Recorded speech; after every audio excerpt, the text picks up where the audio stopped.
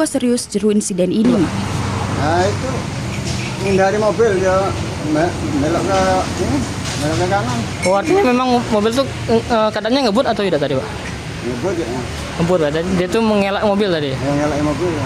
Terus itu sekitar jam berapa kejadiannya tadi, Pak? Sekitar jam setengah 6 tadi. Setengah 6 tadi, Pak. Itu, Pak, untuk ada korban apa yang kita ketahui, Pak, tadi? Ya, Negatif ya. Untuk sopirnya luka-luka apa cuman? tidak. Cuma itu Pak ya, yang kacanya pecah depan itu. Pak, jadi pas kecelakaan itu macet, Pak, jalan tadi? Macetnya. Macet. Untuk polisi dia jam datang jam berapa untuk ngatur lalu lintas? Polisi baru setengah 6 tadi baru. Berapa? Jam setengah 7. Kecelakaan ini dewek nyebab ke arus lalu lintas di sekitar lokasi ngalami kemacetan.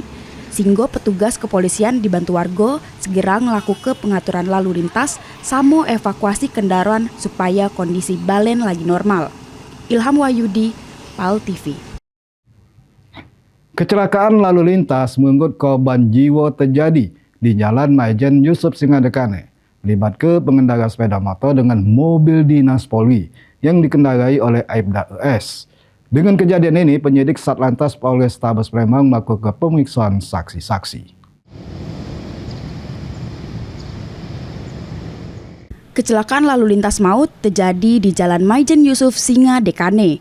Tepatnya di putaran Parak Puskesmas Karya Jaya, Kota Palembang, Jumat dalu.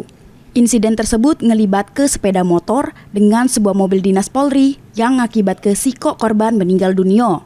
Korban diketahui bernama Agus Tamimi, warga Dusun 1, Desa Pelabuhan Dalam, Kecamatan Pemulutan, Kabupaten Ogan Ilir.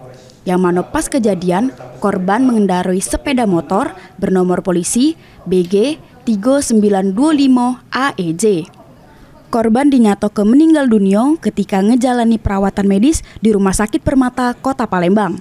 Mobil dinas Polri tersebut pas kejadian dikemudike oleh Aibda ES, anggota Polsek Kertapati.